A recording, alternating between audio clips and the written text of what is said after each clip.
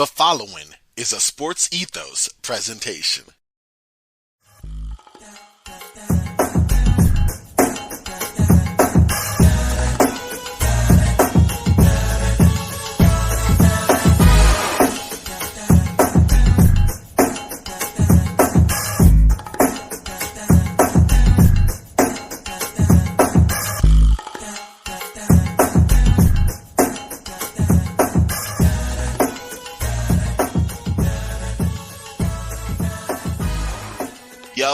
Yo, welcome to another episode of Roundball Ramble. I am your host, Corbin Ford.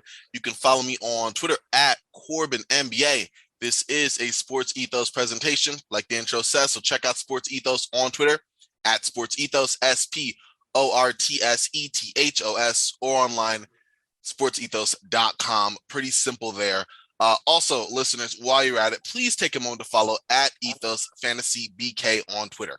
Single most dominant basketball and fantasy news feed on earth. Get all your NBA news in one handy Twitter feed. It's faster than competition and it provides more analysis too. Again, that's at Ethos Fantasy BK on Twitter. Follow now.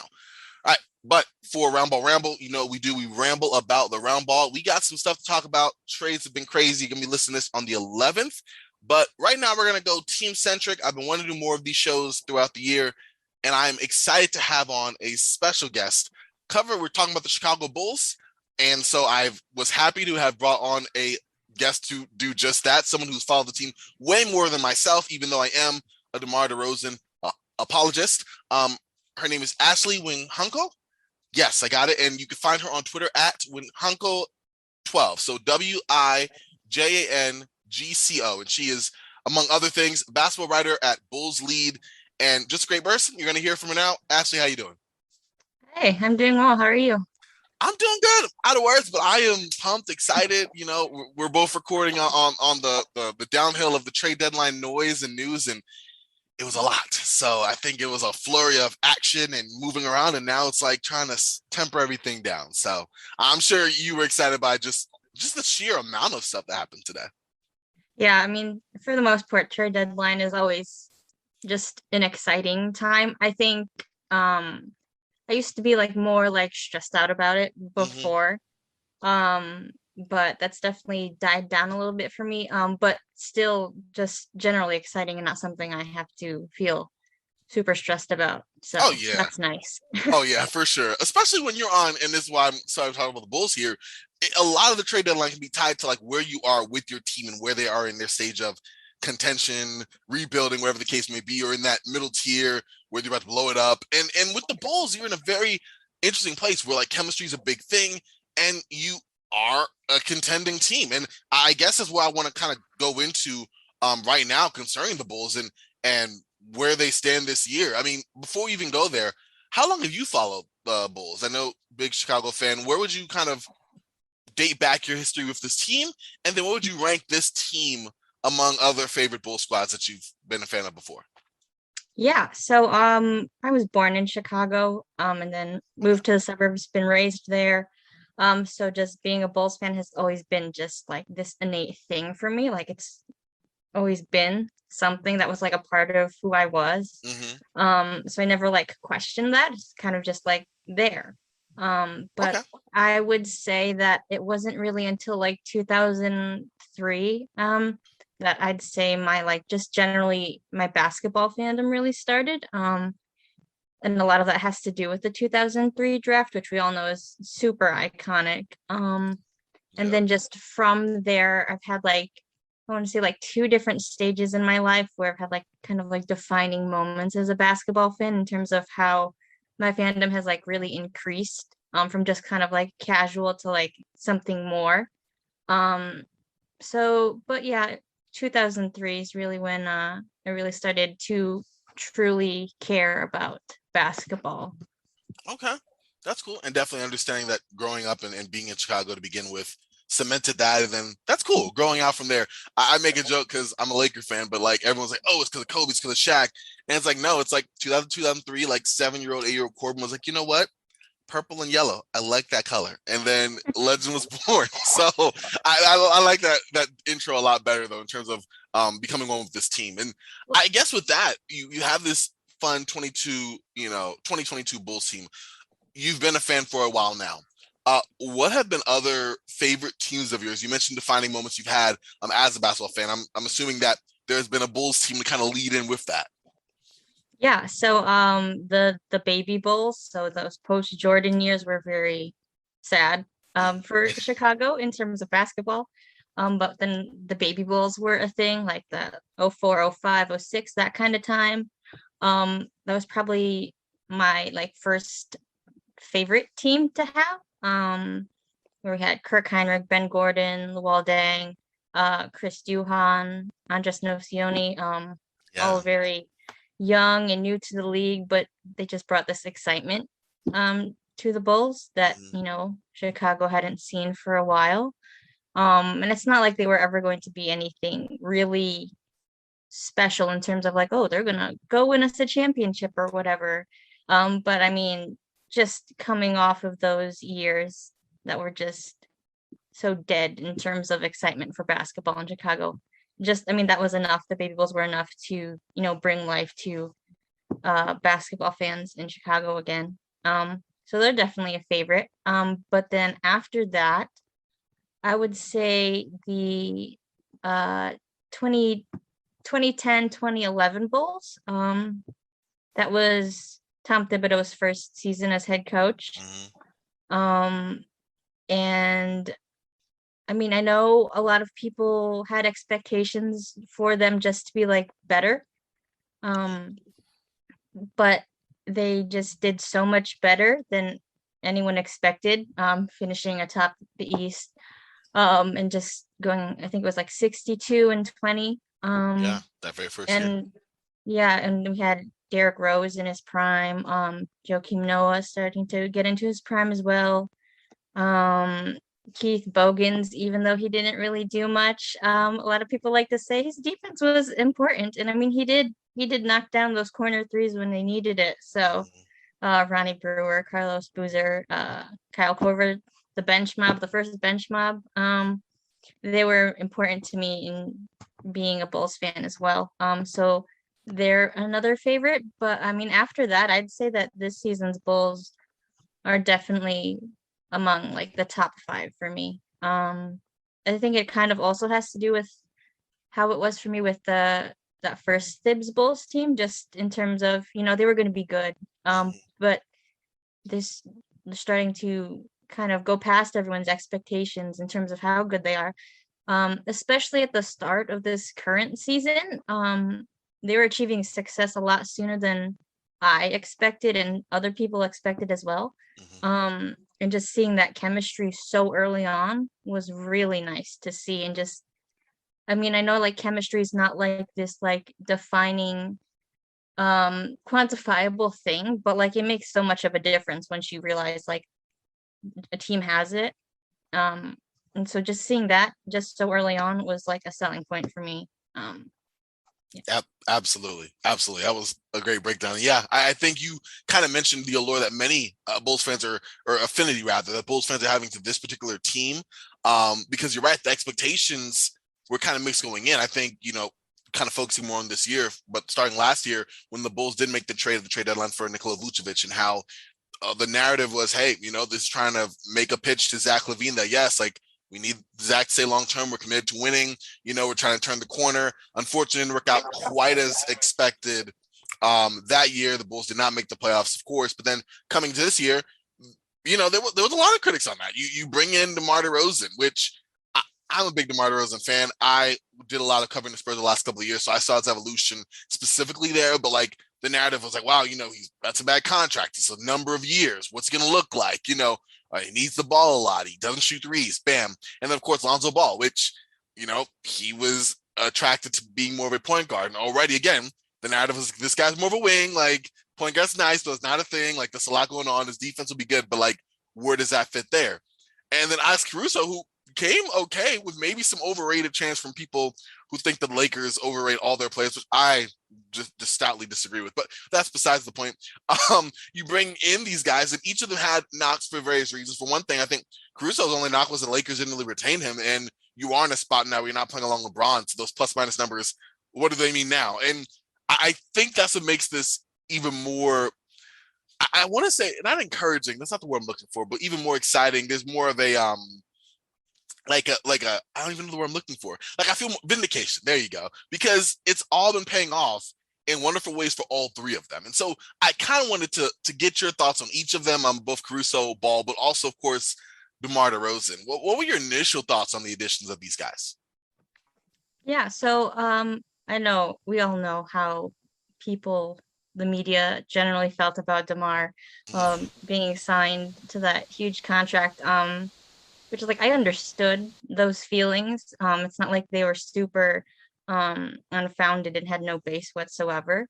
But I didn't think it was that absurd. I think for a lot of things, just when you take into consideration like contract numbers and stuff, it's so easy to develop expectations based off of that, and then try to use that as like a measure of what they should do or whether someone's worth it. And like I see that it's fair to an extent, but like ultimately, I mean, the NBA is a business. So like even if you don't necessarily think said numbers are appropriate, it's like you got to do what you got to do.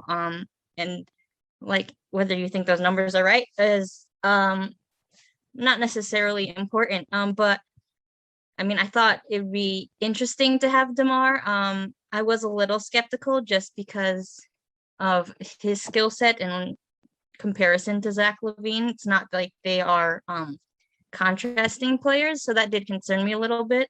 But I wasn't one of those people that was like, oh no, what a terrible signing this is. Like the Bulls are going to be so doomed because of this, because they're not going to know how to use DeMar and Zach alongside each other, or even not alongside each other, and they're spending so much money.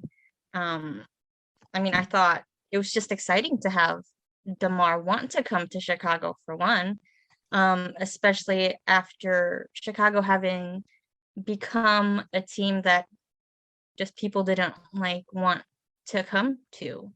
And it's weird because the Bulls are such a storied franchise and will always be just something special in the NBA because of what Michael Jordan did while he was with the Bulls.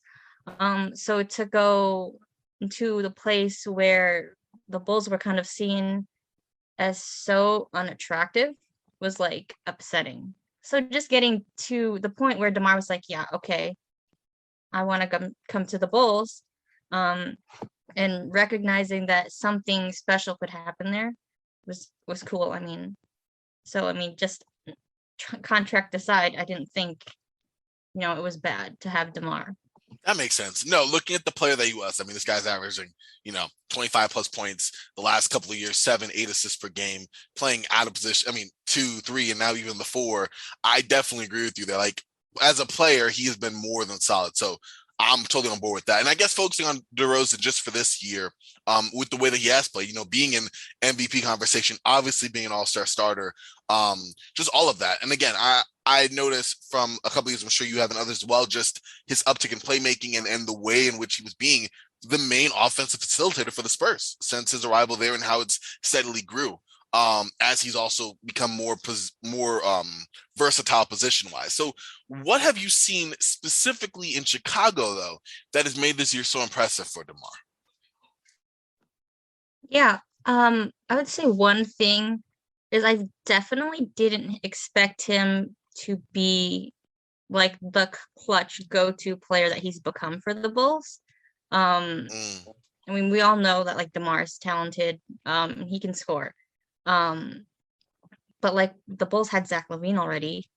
Like that spot was basically filled. Yep. But to see DeMar take on that role and just also LaVine kind of like open the way for that and be like, yeah, that's fine. Like we want to win. It doesn't matter to me if I'm not the clutch go-to guy.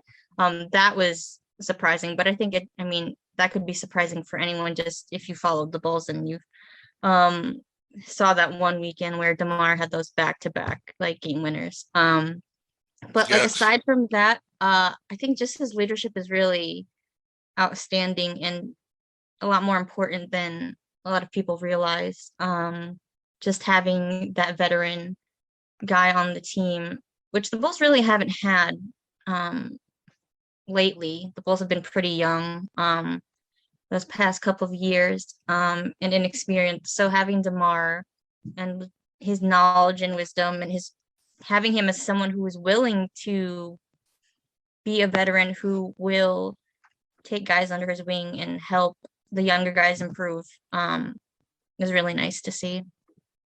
I like that, definitely. And you're right. I remember New Year's Eve, I think it was just around that time, those back-to-back threes of all things from DeMar were fun. But you're right. I mean, showing up for SOOO's jersey for retirement, like a couple of things behind the scenes he's done, you can really see that he's that guy both on and off the floor in a major way for all of the Bulls. So I definitely understand that.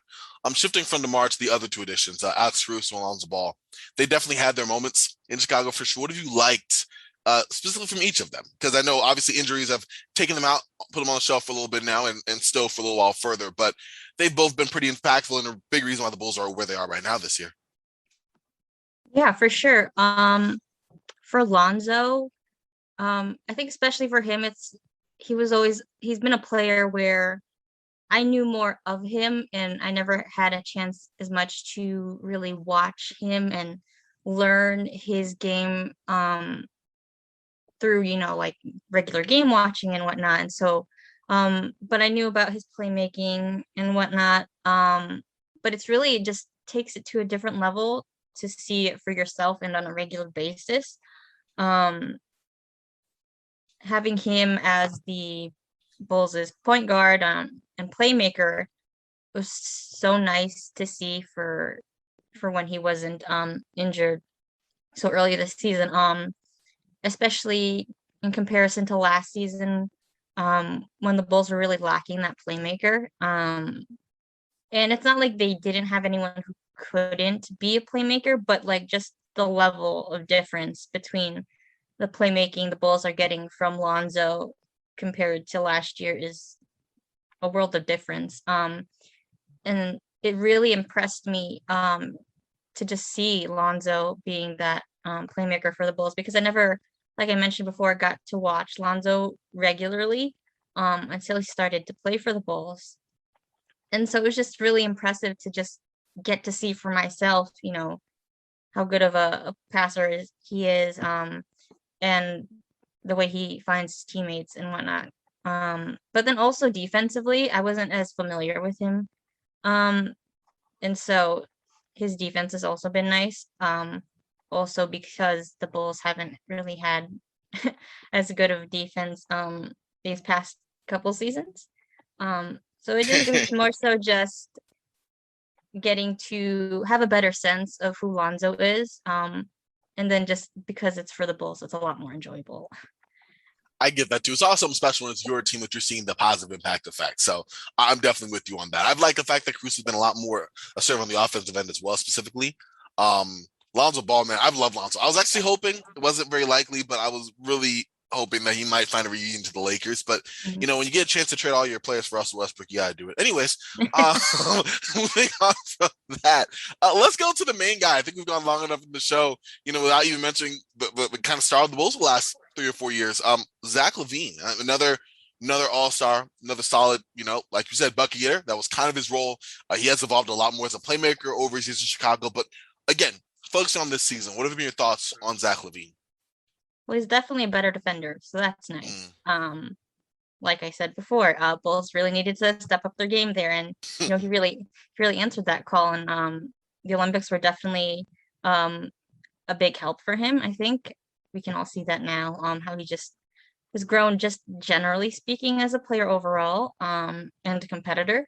So that's really nice. And also just seeing him still embrace the kind of player he is, so that kind of go-to player, but also knowing when to step back and let others do their thing when necessary. So like the Bulls have DeMar now, and it doesn't always have to be Zach, which was, I guess, a little bit of the case last season, but not very often, because they were still trying to figure out, who they were as a team, and they never really got adjusted to having Vucevic on the team. Yeah, but just this year, you can see the difference that Olympic play and experience has made for Zach. and then just also having other people to rely on, because it doesn't look like now he's exhausted and has like the weight of the team on his shoulders. Mm-hmm. No, I get that. And there's something to be said for a player who has a defined role as your alpha, as your lead, and you bring in additions, which teams are going to do inevitably to make a squad better. But those players may infringe in a certain way on what you may perceive as your status as the guy, or your status as the guy to take the last shot. And I think over this year specifically, we've seen issues where that clash has been an effect. You look at James Harden, trying to find the role as the guy since he left Houston and not really fitting in with Brooklyn, and now hopefully trying to reclaim that in Philadelphia, who already has a guy like that in Joel Embiid. Look at Russell Westbrook, who's always been either one or 1A in his mind, and now it's a clearly defined third role, and he struggled to adapt to that all season long. So you take that, and almost juxtapose that with the great play and almost the seamless transition for Zach LaVine and taking in DeMar DeRozan into the fold, and the both of them coexisting, I think has definitely been impressive. Also, you made an excellent point, which I feel horrible about, but I did not take him on the spotlight, Nikola Vucevic. He's been I feel like in a way, he's been kind of that guy for the Bulls, though.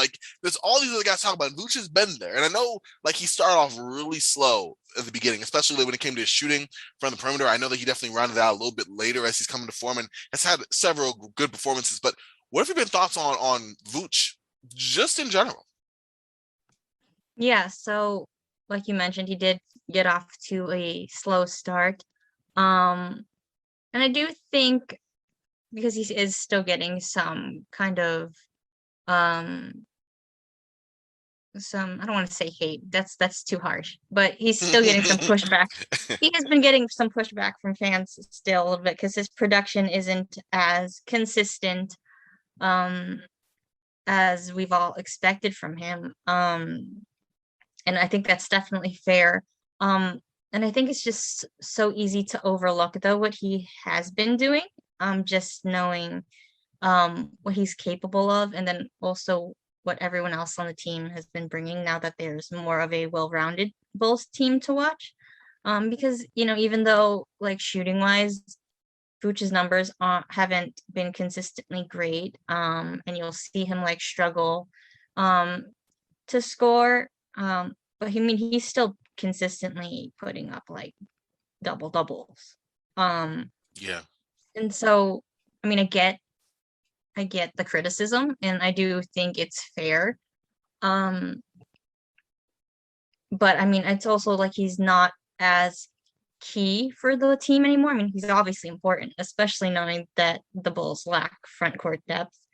But there's just not that same focus on him. So I think it was kind of inevitable that he wasn't going to be as impressive or as productive. I do think they should try to implement him into the offense more, especially now, knowing that they're shorthanded. I think, he has a post presence that they're not always taking advantage of, and they should. So there's that, but I think he'll be okay.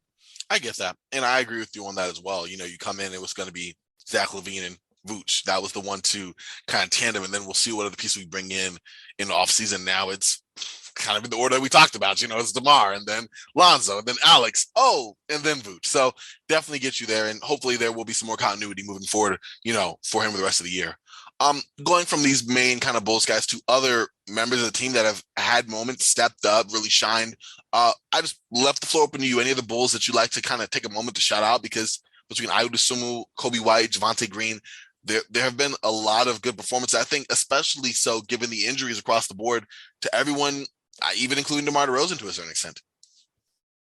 Yeah, for sure. Javonte Green, I remember at the start of the season, and he's undersized, but he goes to work, and he gives it his all. And yeah, that's something I really appreciate as a basketball fan. So, just seeing him go 100% from the start of the season and all the way up until now, moving forward, is just really nice to see, especially because he is undersized, and they are putting him at those typically larger positions. But Ayo Dosunmu, I was so excited when the Bulls were able to draft him. Mm-hmm.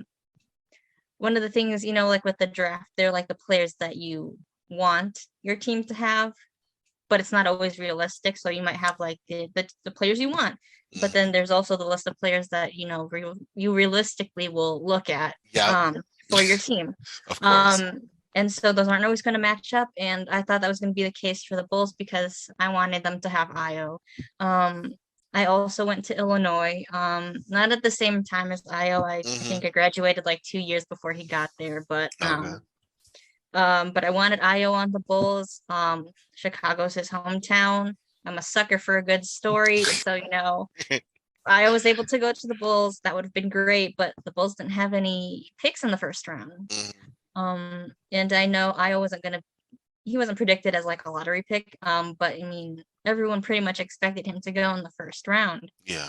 And so then when like the first round ended and he's still on the board, and then we got a few picks into the second round and he's still there, and I was like, maybe this could actually happen. Mm-hmm. And then it did, and I was just super ecstatic about that. But just beyond that, he's been so great for the Bulls. Yeah. Like I knew he would do well, especially knowing that he was selected a lot later than anticipated, which gave him something to fuel his game and to prove people wrong. But I mean, it's still really impressive to me to see how he's been so seamlessly able to adjust to the NBA and make an impact without going through too much of those rookie pains where it's like evident that, hey, you are still trying to learn how to play in the NBA, so you're going to make mistakes. And that's not to say Io hasn't made mistakes. He's definitely made his share of mistakes, but he moves on and learns from them really quickly. You can see that he doesn't linger on anything too long, which I think is easy for just anyone to do when they make a mistake. But I mean, you see how mature he is, and just how well he can adjust to being the guy that the team needs. Yeah. So that's just really, really great for me to see, just in various ways, knowing that I'm a Bulls fan, and then also we went to the same school. That is cool. No, I'm Yeah. just like you in the sense, like you said, second for a story, throw in a little bit of homecoming, throw in a throwback kind of moment there, and this career synergy, and I'm sold. So that is really cool. And I mean, I didn't even know I wasn't focused on him too much in terms of a history. So the fact that you, like you said, you're invested, you're gonna watch, you're like, hey, maybe it could happen. That just makes it so much more cool. And I think validated more by the fact that he has been a really good player for Chicago this year. Um, but as good as the team has been, there have been some pitfalls there, mostly on the injury front. And so the Bulls have had some. I mean, you still have Lonzo Ball, still have Caruso out. One that was arguably the most important injury, in my opinion, was suffered early in the year. That was to Patrick Williams. And it's kind of interesting asking this question with the trade deadline being over, but I'm still going to ask it. Do you think that the Bulls kind of need to find a short-term replacement for him? They've been treading water without, like you said, Javonte Green and others have played bigger than their size, like figuratively and literally, and they've really made impacted in ways there. But what do you feel about Patrick Williams and whether they are able to continue to keep the ship afloat without him? There has been more talk, I'd say, in the last week or so about him possibly returning for the last 10 or so games of the year, which is kind of cool. And I was going to say, what do you think about his potential impact on the team when he does return, later in the year before the playoff stretch? Yeah. So I was never one of those people who thought that the Bulls really needed to focus on finding someone to replace Patrick Williams once he did get injured. But I will say that because he is one of the few bigs on the Bulls, I always already had that sense of, well, the Bulls already need someone else in the front court because they don't have a lot of depth there.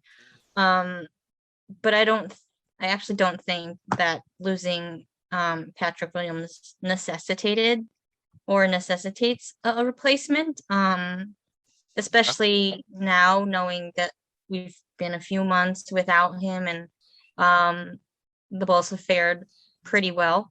Yeah. And I wasn't one of those people who thought or were that willing to say he should be included in trades, and I also never thought that the Bulls would be that willing to include him in any trade packages, just knowing how high they are on him. But like you said, he is injured. And I mean, there is that talk that he should be back this season, which is good to hear. But just knowing that he will be coming off an injury, there's going to be some like adjustments, and who knows how long it'll take for him to really get back to that game shape. But I'm not really worried about whether the Bulls can handle not having him or not replacing him. I think they learned how to manage without him, and if they're able to get like Caruso and Lonzo back and have those two come back and adjust back to gameplay soon enough, I think it'll all be fine, and they'll be able to fare without Patrick Williams. But I do think they need to keep focused on him, because it's just we don't even know what he's really capable of yet. And that was like one of the toughest things, was that this was supposed to be like his real first legitimate season, because he was one of those players affected by COVID, with going to the draft, and then going like pretty much from the draft to like training camp, and then just everything shoved together and shortened and condensed. And so then, this past off season, he had like an actual off season and a training camp, and he was able to have more of an adjustment to what to expect. And so this was supposed to be his season, right? But then he got injured. And so we don't really know what he'll truly give us. We got glimpses, but we still don't know. So feel that. That's true. The mystery is still there, but I definitely get where you're coming from, where, hey, we're doing fine. We just need additional help in general, but we don't need to replace him. So that makes sense. Hopefully we will get that breakout. Maybe it's the playoffs. Certain players do have that stretch where they do, as I'm not saying likely or unlikely, it's just possible. But going from that, I guess more again with the not off season, but trade season, buyout season. Obviously the trades are passed, but if a buyout opportunity were to be available, and I think that there will be some players potentially out there, who would be on your personal wish list for who you'd like to kind of join the Bulls? And you could either take a specific player, you could take an archetype of a player. Got some wiggle room there for who you'd like to join Chicago if the opportunity presented itself. Yeah. So I think I've made it pretty clear that the Bulls need help in the front court.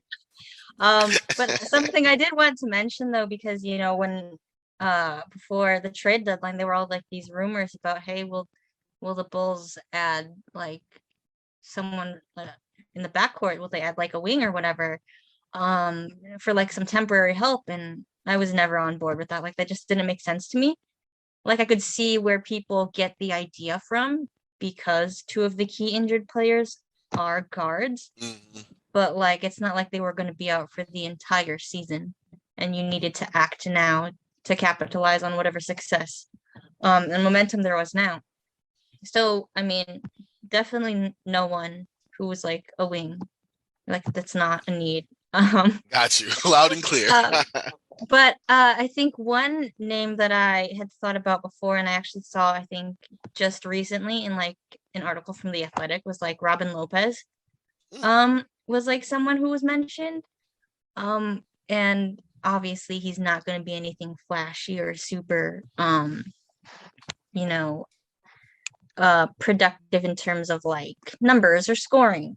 But I do think it would be interesting and helpful if the Bulls were able to add, another big with experience, and who just knew how to be effective generally. Mm-hmm. Because the Bulls don't have a lot to work with in terms of bigs. They got Vooch, and then like after that, it's like Tony Bradley Jr. And it's like, well, that's not. I mean, not enough. He's had very few moments. There have been some fans who have been pretty harsh on him, and I get that. I don't like to be one of those people, but like, I mean, he's definitely he's not going to cut it as like the backup. If the Bulls are really going to want to try to make a big push in the playoffs, like they need something else. And I think they don't need to have a big who's, got to be one of those bigger names, more of the star, whatever. Like, we just need someone who can be effective. That makes sense. I get you. Just competent play, someone who can come in and just do a good job. And Robin Lopez, Mhm. actually, I agree with you. I mean, I think he's a former Bull too. Well, he's been on a few teams, Yeah. but he has for Chicago. Yeah, you would know. But like, also, you're right. Like, he's not gonna blow you away or wow you in that way, but he's gonna come in, be a pro, give you some tough rebounding, the veteran leadership, and that hook shot that can be blocked. And always goes in at like 85% effect. Like, it's like he's very effective with that shot. So I've been watching a lot of him in Orlando, and I watched a lot of him in Washington the year before that, and yeah, he's a guy I think will fit perfectly. And you're right, give you some additional size and when called upon and do a good job. So that being said, just kind of closing out with Chicago here, with the East and the entire NBA kind of contention wise in flux. I'm more curious on the East. Obviously, that's where Chicago is, but like you have the Bucks who've been kind of, I want to say, going through the motions. I mean, they won the championship, so I'm not one of those people like, oh, they're having a down year, but they've had injuries. They've had inability to effectively fill that backup five spot. I mean, effectively Giannis plays the five, but in the absence of Brook Lopez, they tried to Marcus Cousins. They just went and made a trade for Serge Ibaka, who's had a down year for the Clippers. So we'll see whether he'll be able to kind of give the Bucks what they need there. You look at Philadelphia, they've been in the mix. They just went and changed up things in a major way. And the Ben Simmons saga, bring on James Harden. Then you look at the Nets by comparison, blowing it up and bringing in Simmons. Not blowing it up, but trading a big part of their team, bringing in Simmons, going to try to tread water without Simmons or Durant or Kyrie for most of it. So they have 29 games left and only 10 left on the road. So that'll be interesting as well. With all of this happening, all up, and there's other teams as well in that upper echelon there. Where do you see the Bulls kind of finishing? Right now that they've been up through first most of the year. Miami, didn't even mention them. Like, realistically, where do you see Chicago kind of finishing? And how far do you think their playoff ceiling is? Yeah. Just knowing of the injuries that they're dealing with now and knowing that there's going to need to be a bit of an adjustment once they are able to get, at least Lonzo and Caruso back. I still think it's plausible for them to finish top four before those injuries. I probably would have said maybe higher just because they were on a good roll and they'd established who they were as a team, their chemistry and all that, and things were working really well. But I do think this injury wave is really gonna affect them. And then also now we've got these other teams in the East who were already considered contenders. They've made moves and we don't really know where the Bulls are gonna go from here. Ideally they'll get their other big. But I don't know if that'll necessarily be enough to combat the rest of the East and their moves. But I mean, there's no reason the Bulls shouldn't be, finishing top four in the East. Just knowing how things are going and knowing that they do have, their help coming back soon. And just already just based on what they've shown, everyone has their down points, but I don't think the Bulls should be going through anything too downhill from I get here. that. Okay. Yeah, they've already kind of gone through their toughest dives, they're getting back up. That makes sense. I get you on that. And it will be interesting to see kind of where they are. I think they're definitely a good job of keeping their chemistry and trying to maximize their standing so far in the East. I didn't expect them to be this high at all. I'll just be honest, but where they are, they have a very good chance of not only maintaining that, but venturing farther with this unit. So very special squad here for sure, Ashley. And I was happy to talk about them. But before I let you go, all first time guests, I have to do this. I need to know your hoop vibe squad. That's your all time favorite players, 5 of them. Not the best, but your personal top 5. It was something I started. I went to Vegas for summer this past year, and I had my phone, my lock screen was my top 5 favorite players, which is unorthodox. I'll say that, but it's it's up there. I think everybody has one. I had Monte Ellis, Michael Beasley, Latrell Sprewell, Terry Rozier. I'm trying to remember the other guy. Oh, Russell Westbrook. And I was like, yeah, these are my top 5 players. And what? But they're all my favorite for different reasons. Whether it's the passion, the energy, the fact they all just like to take a lot of shots. That is what I'm attracted to as a basketball fan when I was young, and I've held on to that. So I think that kind of understanding each person's favorite kind of players tells a little story about their own fandom and love of basketball. So I'm curious to hear yours, especially being a big Chicago fan and having all of this around and knowing, the Baby Bulls and everything. It should be really interesting. But let's hear your Hoop Vibe squad. If you want top 5 just favorites, not like a lineup, just like 5 in general. However you want to do. We've had people give me their top 5 favorite. We've had lineups. I've had a starter lineup and a bench. I've had the NBA and the WNBA. Whatever, yeah, it's been a lot of guests have taken a lot of different ways. So wherever you want to go with that, that's all you. Okay, well, I'll start with this because this is someone who I will include regardless of which direction I want to take this. Kirk Heinrich. Yeah, Captain Kirk. I love it. Probably not a conventional answer in the basketball fandom. And really probably just an answer you'll find amongst Bulls fans. Mm-hmm. But he's my all-time favorite basketball player. Very important in terms of who I am as a basketball fan. He really shaped kind of just my fandom and kind of what I like to see out of basketball and basketball players. Okay. And like I mentioned before, that 2003 draft is kind of like a pivotal point for me. And that's when he was drafted. And he was one of those baby Bulls who helped turn the franchise around.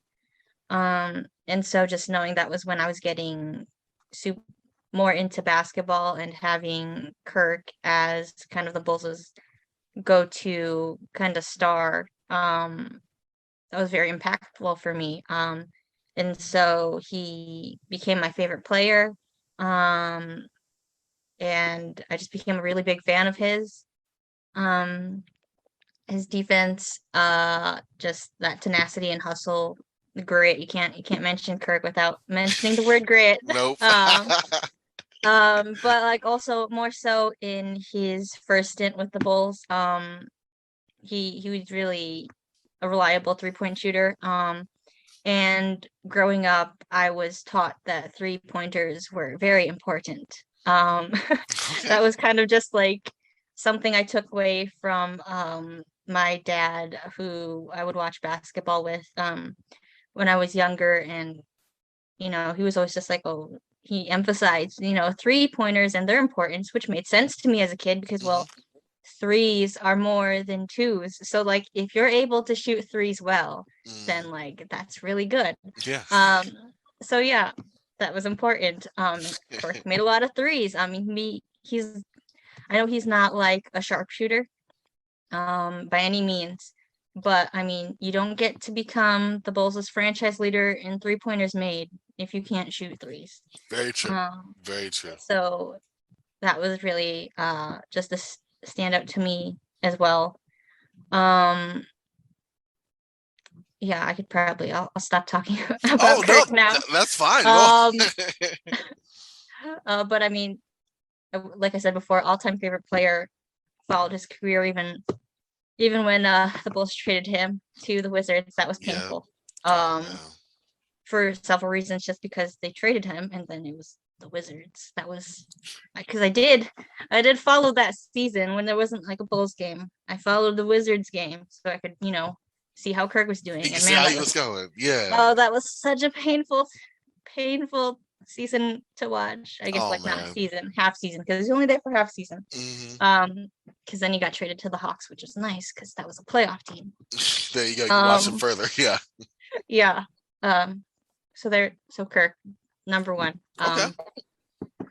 And then this number 2, which is probably going to be a surprise for some people, especially if they don't already know about my basketball fandom. Okay. Number 2 is LeBron James. Wow. Okay. Yeah, not a common pick for Bulls fans at all. No. And I have felt guilt about this. But I mean, I will say the guilt I have felt about it comes after the fact of my becoming a LeBron fan, because LeBron is the other player who really helped shape my basketball fandom. That 2003 draft, you know, All goes back to he that. was number one. He was Mhm. number one. And he was the guy. And I still remember getting my first issue of Sports Illustrated for Kids because LeBron was featured in it. And I was like, I need this magazine, Mom. Can you please buy it for me? Um, and so, like you said, it does go all back to that.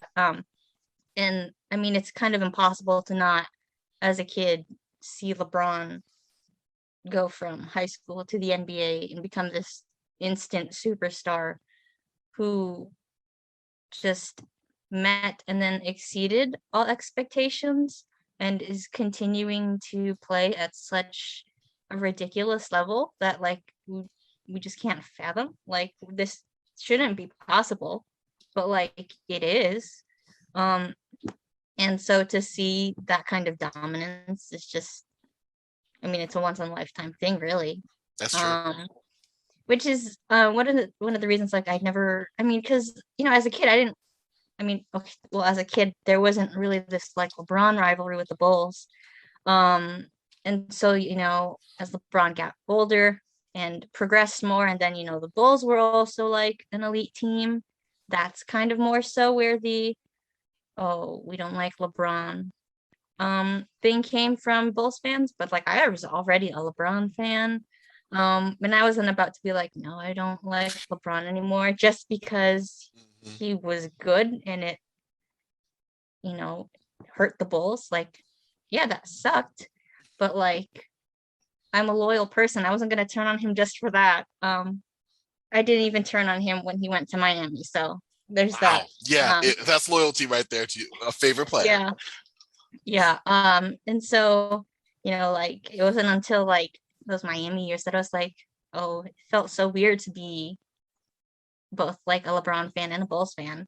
But I mean, I'm always a Bulls fan first, so like that's something I always like to emphasize. It's like I'm not gonna choose LeBron over the Bulls, like Mm. so like there's no need to worry there. But yeah, definitely not a typical number two pick if you're a Bulls fan. Um, but then going from there, I have to include Derrick Rose. Just Okay. um, I think just because of, like I said, those Bulls teams that shaped me, and then Derek was such an important part of those early 2010s Bulls teams, and gave Bulls championship aspirations. Mhm. Um, and it was just, I mean, it was crazy to watch his prime in that MVP season and just see him accomplish all that. Yeah. Like I don't know, that was one of the things as a basketball fan I didn't take for granted. Like, Hmm. um, just because I was like invested in basketball so young, it was easy for me to like, like watch basketball and just like take like things for granted and like what like I watched for granted just because like, oh, this is just a fun thing and not fully appreciating it. But I Yeah. was able to fully appreciate those prime Derrick Rose years with the Bulls. And so that's just something I'll always think of fondly. Just knowing um that was a special time for the Bulls. Mhm. Embracing that in the moment, right? Mhm, yeah. And then, oh, I guess I'll just do like favorites because Okay. um I'd probably have to say Kyle Korver, um, Yes. 3-point shooter. Interestingly enough, I wasn't.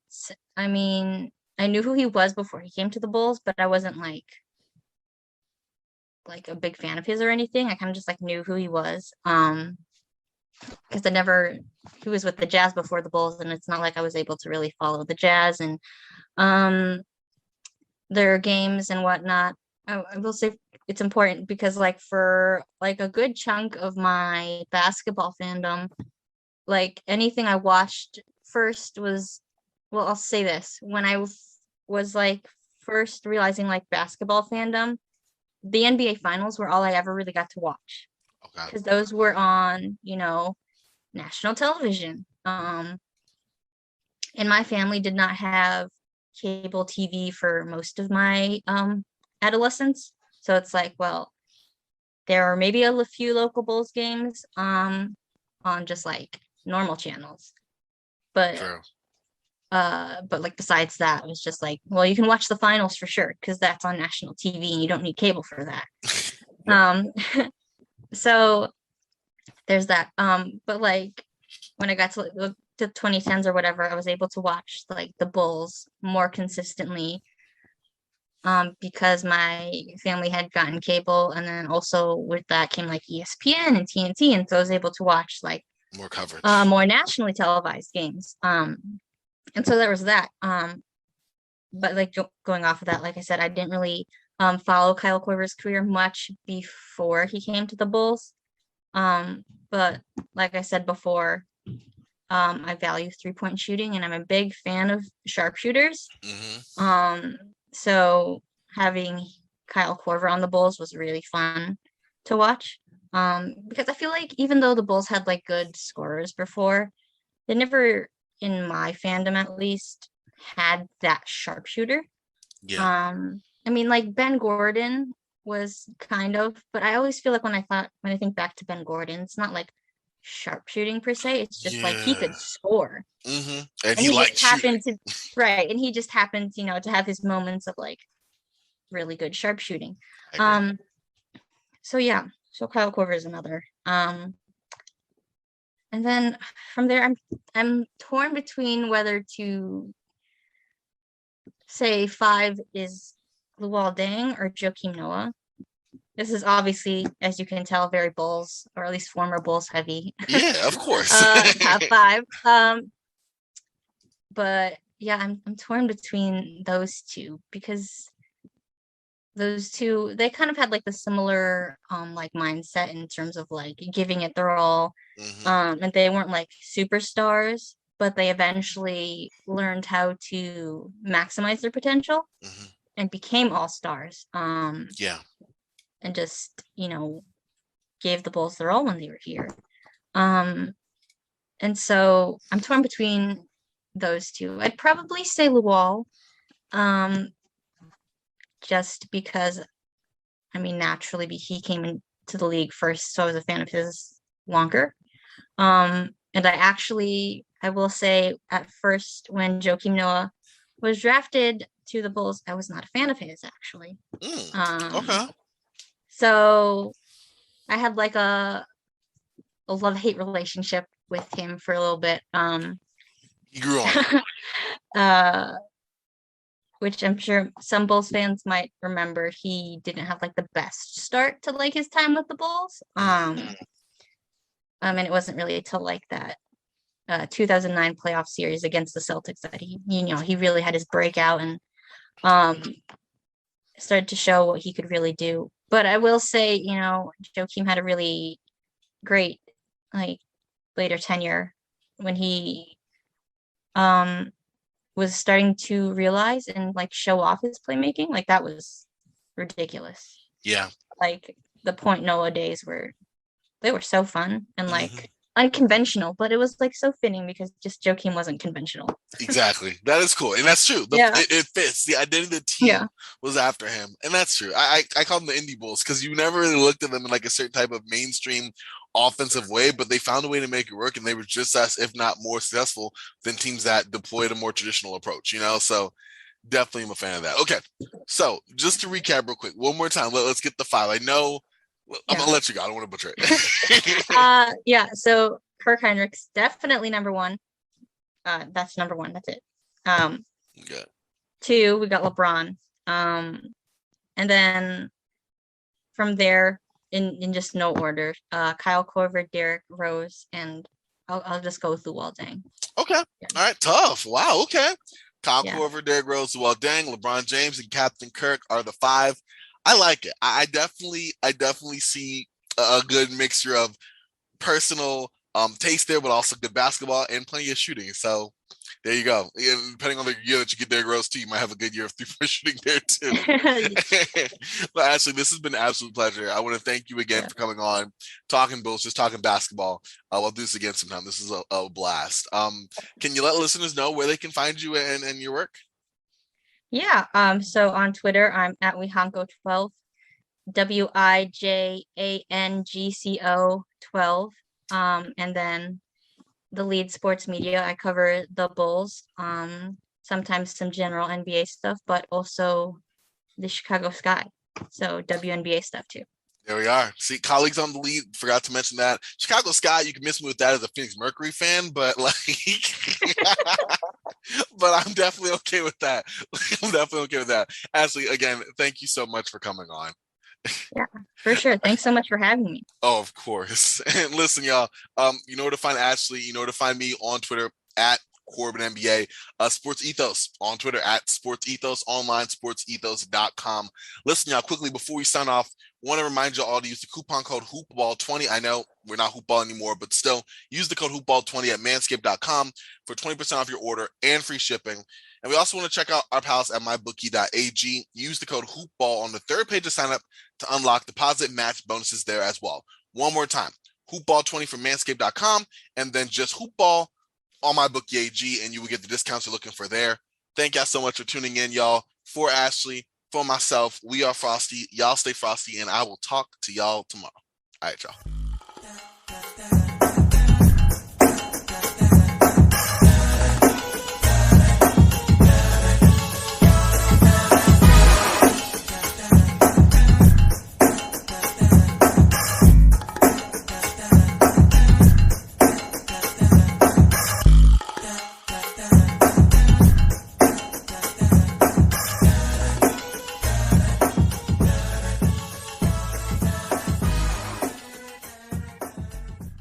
This has been a Sports Ethos presentation.